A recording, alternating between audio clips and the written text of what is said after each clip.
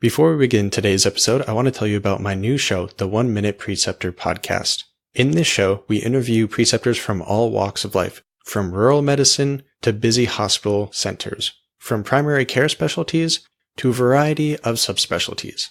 We cover skill sets to look for in a good preceptor and clinical educator, as well as mistakes to be avoided. And for students, we cover how to best prepare for a rotation in every specialty, as well as ways to excel there and ask for letters of recommendation.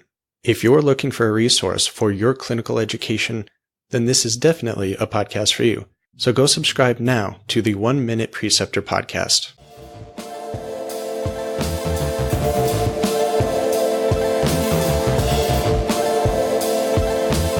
Welcome to the Medical Minimus Podcast, your source for memory techniques and accelerated learning in higher education. Now, here's your host, Chase DeMarco.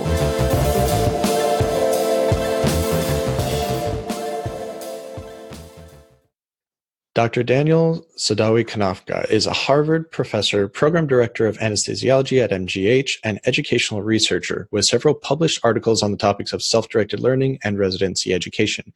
Today, we're going to focus on how to increase our study efficiency and utilize evidence-based study practices and self-directed learning. Dr. Saddawi-Konefka, how are you doing today? I'm very well. Thank you very much. How are you? Not too bad. I'm really glad that we're able to meet on this day and discuss some of your research, since I really love to get evidence-based research that is really geared towards medical students and residents and really help the audience to see what research has been done in this field and how they can improve their studies. So I think this is going to be a great interview. Sounds wonderful. Can you tell us a little bit about your experience in education and being a program director and sort of how that has shaped your research and your goals? Sure. I'll start maybe a little bit before that. So I've always been interested in education from an early age. I went into medical school with the standard things that I think a lot of people have done, teaching a lot of prep courses, and the Princeton Review was one that I worked for. And I taught, different places at a local university and in high school and so on and so forth. I did medical school. In medical school, I also looked after, I went for a business degree. I got an MBA. And got interested in change management. Then I finished anesthesia residency and did a critical care fellowship. And when I was thinking about what was going to be my next step, I was very interested in change management and education.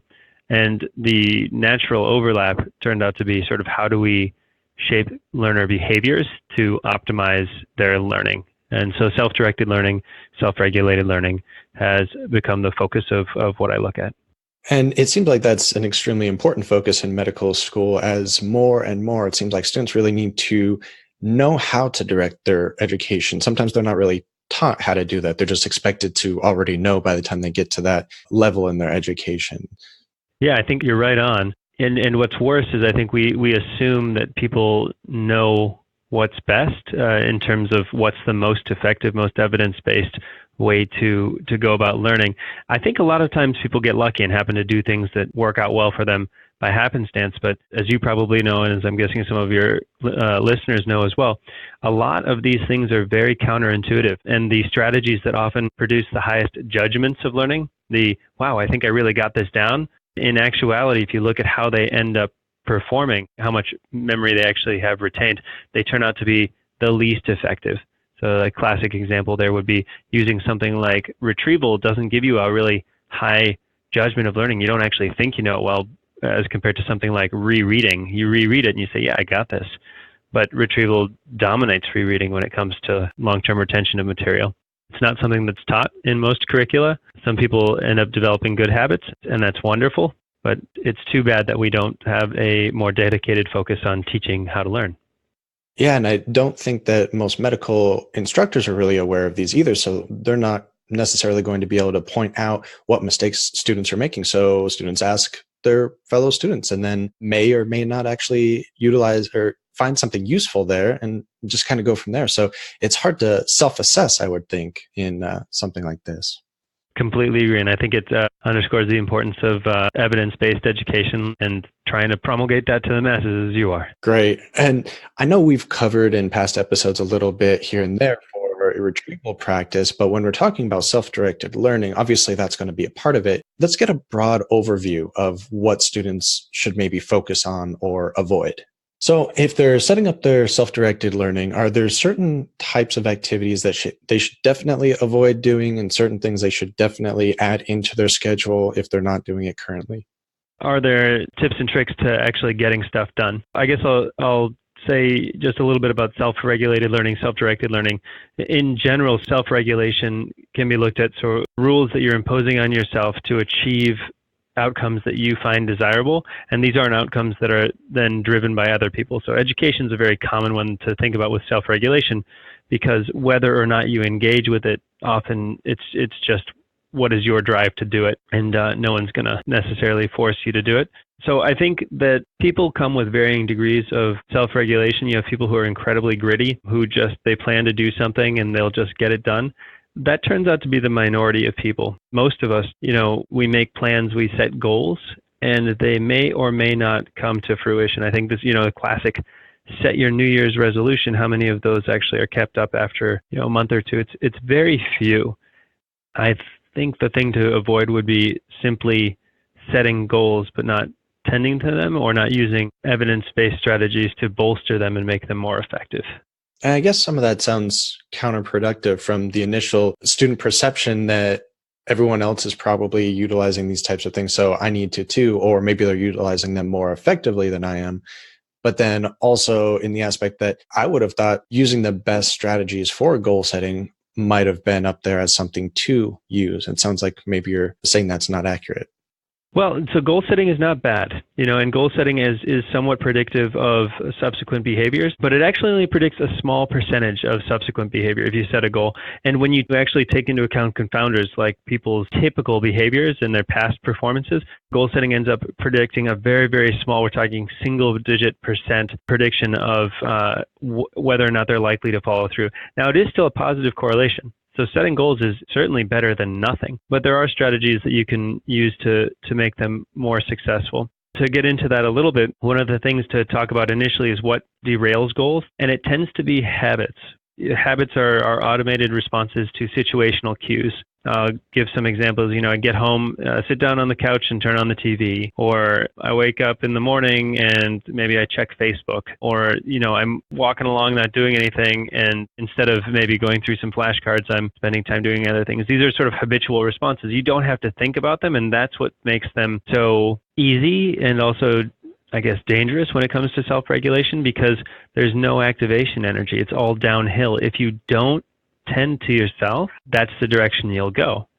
And so you can have a goal that you set up initially, but if you don't tend to it or plan specifically to overcome obstacles or distractions, or when are you going to start working on your goals, habits are going to take over, and all the things that you thought you might do, they won't happen. Now, a lot of times you can have external motivators. I've got a big test coming up, and that can be big enough driver to turn up the heat and get you to do what you set out to do. But when we talk about lifelong learning and the development of expertise, those types of extrinsic motivators are not going to always be there. So setting up strategic goals that are bolstered with specific plans on how you're going to enact those goals is much more effective.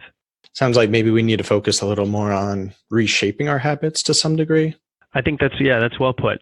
This is an aside, and I haven't done primary research on this in particular, but keeping your motivations pure. So people who are driven by intrinsic motivation, so the desire to learn something because it's fun or meaningful to them, those learning outcomes tend to be of higher quality than people who are learning for extrinsic reasons, things like tests. In particular, people who learn for tests tend to do just as good when it comes to fact-based learning, but their outcomes are inferior when it comes to things like conceptual understanding, transfer, as compared with those who are learning, I'll call it, for the love of learning. So putting that aside, what can we do to fight habits? My research so far has focused primarily on one specific strategy from cognitive psychology. It's known as mental contrasting with implementation intentions. The original work here was done by two researchers, Peter Gallwitzer and Gabrielle Ettingen. It's really a phenomenal body of work. And to be completely honest, it just had such high return on the amount of work that went into it, I sort of cherry-picked it from cognitive psychology to try to study it in GME, and I was lucky enough to have Peter and Gabrielle agree to collaborate with me on some work there. I just wanted to repeat that because that's a mouthful. So for the audience, that's mental contrasting with implementation intentions. It is a mouthful. You got it right. That's actually why Peter and Gabrielle, as they write about it for the non-researcher, they actually call it WOOP, W-O-O-P. It stands for wish-obstacle-outcom, and it describes the sequential steps to bolstering goal intentions to make them more successful. Do you have an example that we can use for the audience that maybe is an easy way to implement this in their own studies? Yeah, and maybe what I'll do is I'll describe the steps and then give an example that's not tied directly to learning. And here's why I say that. If I give a specific example for learning, what I found is that when I then have students do it on their own, they end up repeating the same obstacles or repeating the same plans. So if I give something that's maybe illustrates how to use it but doesn't give a specific, then maybe people will reflect on it a little more deeply and come up with things that are more germane to their practice habits. So here's how it goes. It's wish, outcome, obstacle, plan. So wish is the idea of finding something that's intrinsically meaningful to you. What is the wish? What is it that you want to do? So I want to learn more about this particular topic or that particular topic, or I want to take myself to a certain level, but something that's meaningful. It's not extrinsically imposed. Outcome is to identify and then, for lack of a better word, fantasize about the best outcome that would come from achieving that goal. Obstacle is then to identify the single most critical inner obstacle, whatever it is that you're doing or that you're allowing to transpire, and then sort of dwelling on that. And then plan, you set up a strategic plan to overcome that obstacle, and not overcome it at some later point, but overcome it in the moment, the moment that it comes up. And so I'll give you an example here. Let's assume that we have a girl named Abby. She's 8 years old. She's moved to a new neighborhood, and her goal is to have more friends. She finds she doesn't have very many friends, and that bothers her quite a bit. So that's her wish. So the outcome, she'll think about what are all the different outcomes that would be good from this. Like maybe I'll go to more birthday parties. Maybe I'll feel like I belong more. Maybe I won't get picked last at recess. She'll go through all of the potential outcomes. She assumes that her wish has come true. She has more friends. What is the best, most meaningful outcome? And once she finds the one that is most meaningful to her, and as you reflect on this, it's typically not too hard to see. It's the one where you think like that happens and you're filled with this, oh, that actually feels amazing. Then Abby's going to start fantasizing about that, and she'll picture that. Now, if you stop there, that's just fantasizing, positive thinking, so to speak. That actually is linked to decreased performance. People end up feeling a little satisfied, like they've gotten a little bit of what they want. So it's really important to not stop there and go to the next part, which is the obstacle. So now Abby's got to think, why is it that she's not achieving her goal? What is the critical obstacle that's getting in the way? And this is where it's very easy to blame external things. It would be very easy for her to say that the kids here aren't nice or but those aren't things that she actually has control over. And instead, we're looking for what's the critical inner obstacle. So it may be that when Abby has the opportunity to talk to someone, she shies away. Maybe she, instead of sitting with other kids at lunch, she goes to one of the empty tables. It could be something else. It could be that she wants to talk to them, but she can't actually in the moment think of anything that she would say. So she'll pick whichever one is the most critical obstacle for her, and then she'll dwell on that. And sort of for the sake of this example, let's say that she's shy. So when she has the opportunity to engage with other kids, she just doesn't. And if you've picked a good inner obstacle, you should be able to identify the when and where this will next come up. So for Abby, this might be, well, I'll get on the bus and I'll see the empty seat next to someone else, and I'll go sit somewhere next to somebody like in an empty seat instead of engaging with the other kids. When you do this part well, this is the mental contrasting part. It's the best outcome contrasted with the critical inner obstacle. It actually feels pretty lousy. It's not going to make you feel really well, because basically what you're doing is identifying the very obstacle that's completely under your control, that's stopping you from achieving the wish that you'd like to achieve and the outcomes that you could be otherwise getting. So the next step is the plan. And this is a very particular type of plan. It's called an implementation intention. So it's basically the intention of how you're going to implement it. And it takes the form as follows. It's if obstacle, then I will plan. So some action, some thought, something that I can do to overcome that obstacle, and this is important, in the moment. So for Abby, her obstacle is she's going to be shy the next time she's on the bus or something. What can she do in that moment? If you think about it, we have to set up an automated behavior, something that as soon as she's in that circumstance, she can trigger it, like someone at a starting line just waiting for the gun to go off, and there's the behavior. Right? If you think about it, automated responses to situational cues, those are habits. So what we're trying to do with Abby right now is we're trying to establish a habit, set up an automated response to fight her habit. Her normal habit would just be go sit by herself, but she has to come up with an automated response to fight that. So for Abby, it might look as follows. Maybe she thinks that something she could do, it has to be realistic. Well, she could sit down next to someone on the school bus and talk about her lunchbox and what she has for lunch. She pictures this and she thinks, I probably could do that. I have some self-efficacy that that's something that's reasonable that I could do. And I think it'll help me make progress towards my goal. So when she comes across that as her response, her intended response to the situation, she puts together the entire plan. So it's, if I'm feeling shy when I get on the bus, then I will sit down next to someone and talk about my lunch. It's a very concrete plan. So this sounds very much like a self-behavioral conditioning, trying to gear it towards your studies. That's exactly right. The research that Gabrielle has done shows that when you do things like this, it's impossible for people to think about the obstacles without thinking about the outcomes that they want to achieve. So these things become connected, and it's impossible for them to think about the obstacles without thinking about the behaviors that they know they have triggered to overcome these obstacles. It also tends to be that feeling bad after you've done the mental contrasting tends to leave people a little bit dissatisfied and energized. They feel like, you know what, I really do have to do something to overcome this.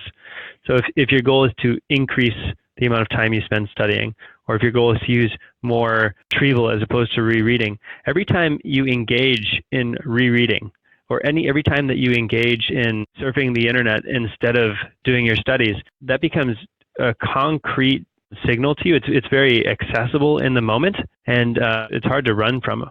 I think a lot of times people, they'll say, well, I'm studying, but they don't actually see the rereading as an obstacle getting in the way of them having more effective studying.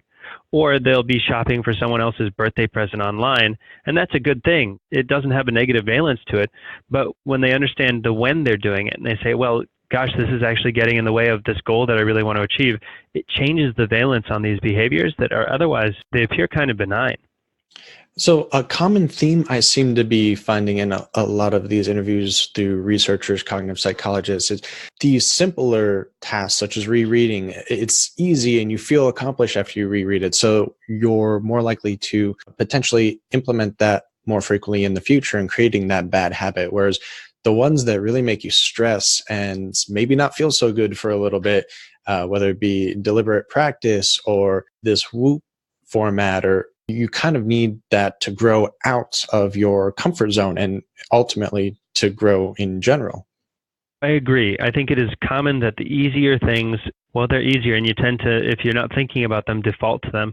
I think where WOOP really stands to help people is once you know that those are less effective, it helps change the valence on them so that you actually can get triggered in the moment to realize like, gosh, this is not as effective and I'm getting in my own way. Have you noticed a difference in the types of wishes set? So, for instance, instead of a wish being, I want to score X on the next board exam, or even on this next block exam in class, maybe setting a smaller one, I want to study for this long or go through this many problems when I get home today, setting up smaller goals and having that more accomplished feeling from these little goals. That seems to be something I hear about habit setting, is the smaller ones are more fulfilling and easier to make consistent. Yeah, I think, approximate goals to sort of feel some success or see some success of what you're doing are very helpful, and they can help to establish things to sort of replace habits with better habits. WOOP has been used in studies where they don't really dictate that. They just give it to people as sort of self-directed study tools, or not study, I guess. So for example, Gabrielle, one of her studies, they took women aged 35 to 55, and they told them about all the benefits of eating more fruits and vegetables. And one group was randomized to an education intervention. So 2 hours of education on this is why it's so important to eat more fruits and vegetables. And the other group was randomized to smaller dose of education, but a lot of time on WOOP. They were matched for time, 2 hours. And they followed these women for 2 years. And these women kept daily diaries of how many fruits and vegetables they were eating. Now, after the initial intervention, both groups ate more fruits and vegetables. And that was significant from baseline, and there was no difference between the two groups. But after 4 months, the groups diverged. And the WOOP group was still eating more fruits and vegetables. They'd been taught to use this as a routine thing. So they used WOOP daily or weekly. Whereas the education group these were the set some goals. And by 2 years, the WOOP group was still going strong with their goals, whereas the comparator group was back to their baseline fruit and vegetable consumption. So I think that the proximate goals can be useful for setting up habits, but WOOP seems to, as long as you're able to incorporate in your routine, seems to be able to produce long-term results without as much a need for that. That study, if anyone wants to look it up, the first author's name is Stadler, Stadler, and it was published somewhere in the 20-teens. We've actually studied this in medical education as well. Chase, do you think, would it be helpful for me to describe a study that we've done? I definitely think it would, yes. So we took a small number of anesthesia residents on their ICU rotations, and we cluster randomized them to one of two conditions. Before we randomized them, we had a week of baseline data that we gathered, and by the way, we picked ICU rotations because they're very busy rotations. It's a lot of work hours. It's really hard to self-regulate. It's really hard to actually say, I'm going to study on my own, and then actually study because you're working a lot and you're switching from days to nights, and it's really hard to self-regulate. There are a lot of other habits that would get in the way on those months. At the beginning of the month, we gave them all access through one of the network drives to a bunch of resources on 12 different topics: nutrition, ultrasound, sepsis. They all had access to this, and I said the beginning of the month. That's actually after 1 week. So at the beginning of the month, we just had them track their daily reading. After 1 week, we gave them all access to this, and then we randomized them to one of two conditions. It's important that we randomize because that way we can sort of say, we think this is not just correlation, we think that WOOP actually is causal. It's what caused the difference that we see between groups. So one group got WOOP, and we told them, we explained what the WOOP process was, and we had them set wishes to study more, and then pick their own outcomes, their own obstacles, and their own plans. The other group, we actually had them use something that's, I think it's very vogue, but the evidence base for it is not as strong. We had them set SMART goals. I don't know if you've heard of these, but there's specific, measurable, attainable, and so forth. And there's some reasons why those should work. It's not a placebo. It's not a control group. It's a true comparator group. It was the same time allotted for both groups. And then we followed both groups for 3 weeks. And we saw how much did they read towards their goals week to week over the next 3 weeks. We also asked them, how much did you read towards other medical education stuff or medical stuff? In other words, was it maybe you're going to read more towards your goals, but you're reading less towards other things. So it's just taking it from one pocket and putting it in the other. But what we found, which was very consistent with other WOOP research, was this. Over the subsequent 3 weeks, the folks who were in the SMART goals group, the folks who were in the comparator group, they read around an hour and a half total over 3 weeks towards their goals. So not so much, but kind of what we were expecting on the ICU rotation. They read around 5 hours total towards other things. So it wasn't related to their goals, but 5 hours total. Now, the group that used WOOP to bolster their goals, instead of 1.5 hours, they read 4.25 hours. So almost 3 times as much. And that difference was statistically significant, even with our small sample size. And the effect size there was medium to large. It was a very large effect on reading towards their goals. And how much did they read towards other stuff? Well, the comparator group had read 5 hours, and the WOOP group, they read 5.5. There's no statistical difference between those. But what that suggests is that this increase in reading that they had towards their goals, it didn't cost them reading towards other things. This time that they had found must have come from somewhere else. We didn't track to see where it came from, but if you look at the implementation intentions, the if-then plans that they came up with, it was almost always some other distracting habit, whether that be Facebook or watching television or gossiping with friends, that they had set up as their trigger to be replaced with studying time. So it really sounds like, at least my interpretation of most of this data is, it's along the same mentality as the failing to plan is planning to fail. Because if you're not planning for obstacles to arise and what you'll do in that situation, you're more likely to revert back to your normal habits instead of progressing to something more beneficial. Yeah, that's well said. And I'll sort of zoom in on one part of what you're saying, that the in the moment is so important. I think people who haven't used WOOP before, sometimes when they come up with an if-then plan, they'll say something like, if I don't read an article tonight, then I'll read one tomorrow. That's not how it's supposed to be used. You need to identify an obstacle and what you're going to do in the moment to overcome that obstacle right then. I like this. You're running a race and you're at the starting line. It's that obstacle comes up. In this case, it's the starting gun goes off and you have prepackaged, ready to go exactly what you're going to do. You're just waiting for that gun to go off. It sounds like the biggest mistake here is really not thinking out the proper obstacles that follow the outcomes. Are there any other big mistakes or pitfalls that students should watch out for? There are. If you're using WOOP, a couple things to know. So first of all, if it's working to change your behaviors, like a lot of other things in cognitive psychology, you're not actually going to be aware of it.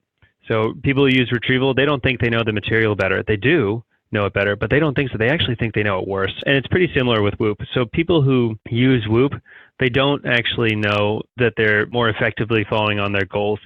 In the study that we did, we asked residents at the beginning of the study and at the end of the study, how effective do you think you are at following through on your goals? How satisfied are you with your study habits? And before and after the WOOP, even though they were reading 3 times as much as the comparator group, there was no difference in their satisfaction with their self-regulation or their study habits. So it seems to have no conscious impact. Now, second thing is, you should know that WOOP isn't always effective. And if it's not, you got to figure out what was it about it that's not actually effective. And I'll give some examples. It could be that the action that I plan to take is not realistic or is not effective. So not realistic. I want to learn something. If it's my lunch break and I'm planning to talk with friends, then I will instead read a book chapter. It may not be realistic to read an entire book chapter. So you might have sort of be biting off more than you can chew.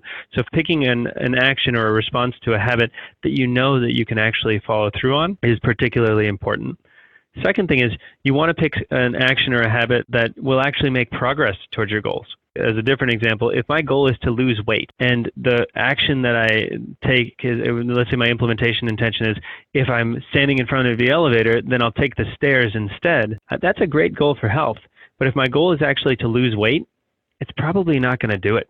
It's the caloric expenditure of taking a couple of flights of stairs is really not going to impact my weight, especially if I don't actually stand by elevators more than once or twice a day.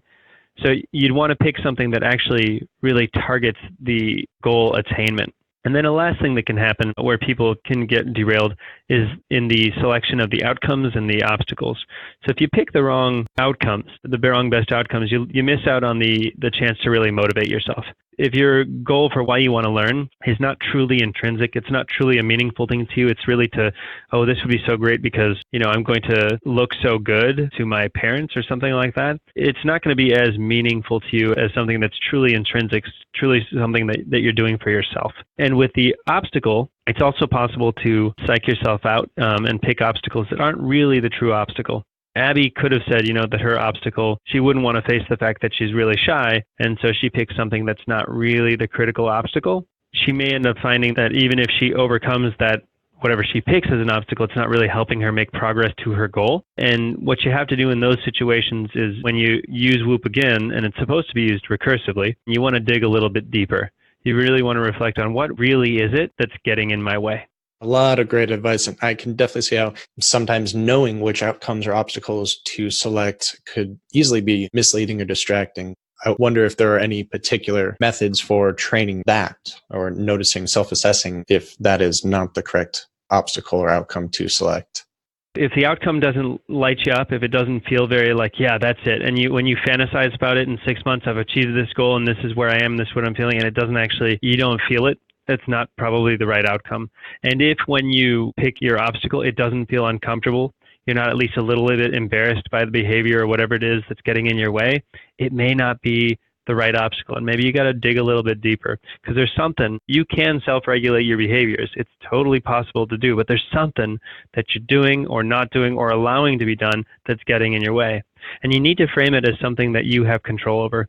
So it's not my roommate distracts me. It's I allow myself to get distracted by my roommate. those are the types of things. I think there are a lot of resources that Peter and Gabrielle have put together for this. There's a website they have. I believe it's woopmylife.org, WOOP My Life. Listeners who are particularly interested in this could go to this, and they have an iPhone app. They have different handouts and videos you can watch if you're interested in reading more about their research. You can learn about there. And Gabrielle's put together a number of specific tips to help with the implementation of WOOP. That's perfect. I was just going to ask for some resources. So we have those now. I will put them in the show notes as well. And after this whole discussion, I feel like I need to reassess my entire life. Well, you may. I mean, you may not too. It's just maybe a parting thought on WOOP.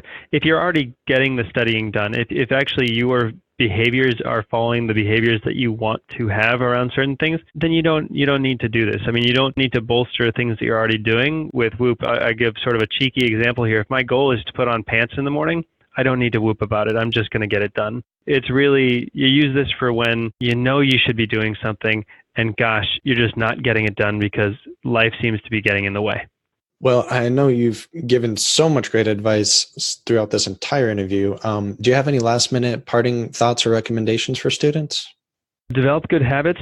The habits that you start early, they get harder and harder to break as you progress. And as best you can, there's a lot of pressure to put up the high test scores and get the nice evals and all and those are great things. But to me, that's not true north. That's magnetic north. And that works for some time. But if that's the only direction you follow in your career, you're going to end up slightly in a place that's not exactly where you want to end up. As best as you can, try to tie your motivation to just becoming the dynamite clinician that you want to be and how satisfying that will be and how meaningful it is to learn and to serve patients. I think if you can always keep that intrinsic motivation central, you'll be better off. Yeah, too much extrinsic motivation is definitely going to put a hamper on your motivation later on and possibly lead to increased burnout, I'm sure. 100% right. Dr. Daniel Saddawi-Konefka, is there any good way for listeners to reach out to you if they want more information? Sure. My email address, you'll probably want to put it in the show notes because it's a really long one. It's dsadawi-konefka@mgh.harvard.edu. Well, thank you so much for coming on the show. This has been a very informative interview. I know there's a lot of value here for the audience. So I want to thank you for taking the time to come on and explaining your research and really giving us a good outline for how to benefit our studies. My pleasure.